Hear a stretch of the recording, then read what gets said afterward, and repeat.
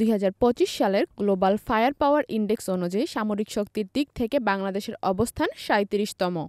বাংলাদেশের প্রতিরক্ষা খাতে এক নতুন মাত্রা যোগ হয়েছে। বাংলাদেশের বিমান বাহিনীর তত্ত্বাবধানে নির্মিত ড্রোন KX-2 এর পরীক্ষামূলক উড্ডয়নের কিছু ঝলক।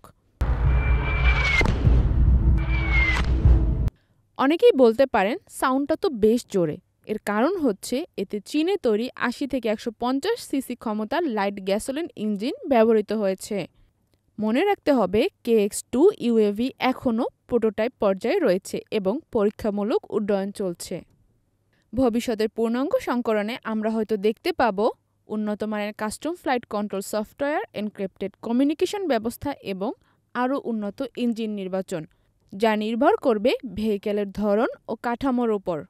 উল্লেখযোগ্য যে তুরস্কও দীর্ঘদিন ধরে অস্ট্রিয়ার তৈরি রোটেক্স ইঞ্জিন ব্যবহার করছে, তাই ইঞ্জিন আউটসোর্সিং সবসময় খারাপ কিছু নয়। বাংলাদেশ বিমান বাহিনী নির্মিত KX-2 ড্রোনটি দেখতে অনেকটাই সেলেক্স ফ্যালকো অস্ট্রো মডেলের ছোট সংস্করণের মতো। এর পেছনে রয়েছে একটি বাস্তব কারণ।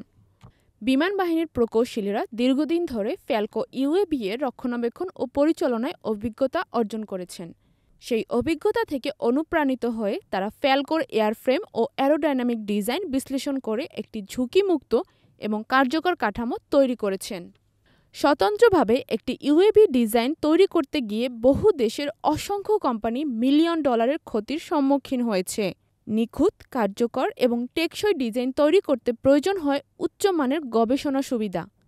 এর মধ্যে ইন্ডাস্ট্রিয়াল স্কেল উইন্ড টানেল অত্যন্ত গুরুত্বপূর্ণ, যা বাংলাদেশে নেই। তবে সীমিত বাজেট, দক্ষ প্রকৌশলী ও কারিগরদের শ্রম এবং বিদ্যমান অবকাঠামো দিয়েই বিমান বাহিনী KX-2 ড্রোনটি তৈরি করতে সক্ষম হয়েছে। আমার ব্যক্তিগত মতামত অনুযায়ী KX-2 এর পাশাপাশি স্বল্প ব্যয়ে তৈরি ফাইবার অপটিক কোয়াডকপ্টার বা আত্মঘাতী মিনি ড্রোন উৎপাদনের দিকে নজর দেওয়া উচিত।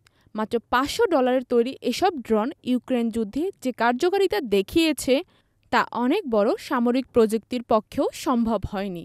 বাংলাদেশের সরকারের এই পদক্ষেপ শুধু সামরিক প্রস্তুতির জন্য নয়, এটি প্রতিবেশী দেশগুলোর সঙ্গে কৌশলগত সম্পর্কের উন্নতির জন্য গুরুত্বপূর্ণ।